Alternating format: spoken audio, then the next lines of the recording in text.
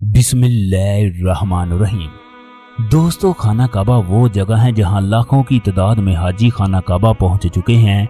इस वक्त खाना काबा में पहुंचने वाले हाजियों की तादाद 25 लाख के करीब हो चुकी है। इन 25 लाख हाजियों में से एक ऐसी औरत भी थी जिसको अंधा करने के लिए अल्लाह तबारक व तआला ने आसमां से फरिश्ता नाज़िल कर दिया। ये औरत ऐसा कौन सा गुनाह करती थी जिसकी वजह से ये अंधी हो गई। देखने वालों की रोंगटे खड़े हो गए कि तमाम मुसलमान औरतों के लिए ये वीडियो इंतहाई अहम है, क्योंकि ये ऐसा गुनाह है जो इस वक्त मुसलमान औरतों में कसरत से पाया जाता है।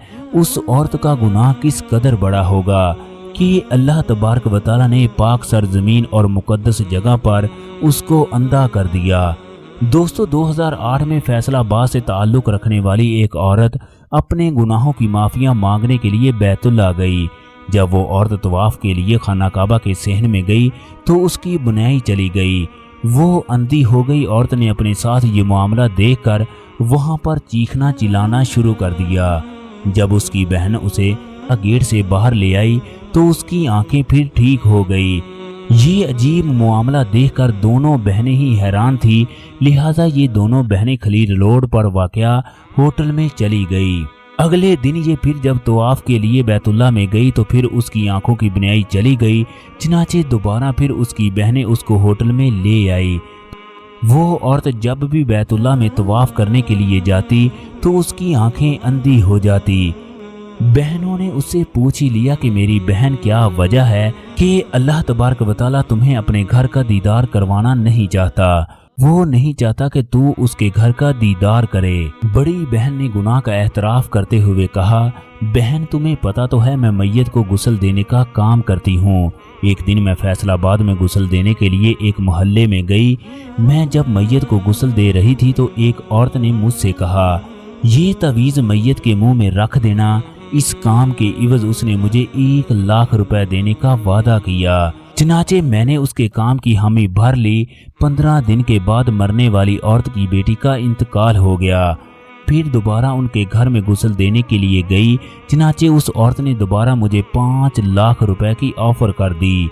मैंने उसकी बेटी के मुंह में भी तवीज़ रख दिया। चनाचे 15 दिन के बाद पहले मरने वाली औरत का बेटा जबकि लड़की का भाई फौत हो गया। ये 2 काम करने के बाद मुझे एहसास हुआ कि मैं तो बहुत बड़ा गुनाह कर बैठी हूँ।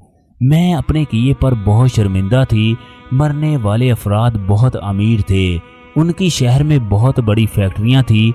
मुझे पता चला कि मुझसे नाजायज़ काम करवाने वाला बच्चों का चाचू था जो बच्चों की जायदाद पर कब्जा करना चाहता था।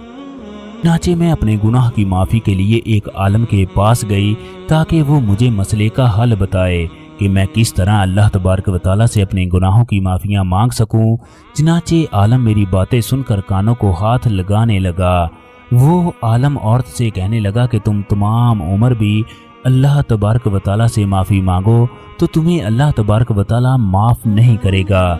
तुमने दीन के लिबास में लोगों को कत्ल किया है। अब तुम अपने शौहर के साथ भी नहीं रह सकती। तुम्हारे शौहर को चाहिए कि वो तुम्हें तलाक दे दे। मैं वापस घर आ गई। मैं अपने गुनाहों पर इंतहाई शर्मिंदा थी। मुझे जब भी वो लम्हात याद आते तो मैं उठकर अल्लाह तबारक व तआला से अपने गुनाहों की माफ़ियाँ मांगने लगती। 15 साल से मैं अल्लाह तबारक व तआला से अपने गुनाहों की माफ़ियाँ मांग रही हूँ। चनाचे इस साल मैंने हज करने का फ़ैसला किया। मेरी यही ख्वाहिश थी कि मैं बैतुल्ला में जाकर अल्लाह तबारक व तआला से अपने गुनाहों की माफ़ियाँ मांग सकूं। बाकी सारा मामला आपके सामने है। मैं जब भी बैतुल्ला में तवाफ़ के लिए जाती हूँ तो मुझे दिखाई देना बंद हो जाता है। दोस्तों, इस तरह उस औरत को बगैर हज के पाकिस्तान वापस आना पड़ा। जो लोग दूसरों को बेसुकून करने के लिए इस तरह के काम करते हैं, कब्र में उनके साथ क्या होगा जब वो अल्लाह तबारक व तआला की बारगाह में पेश होंगे।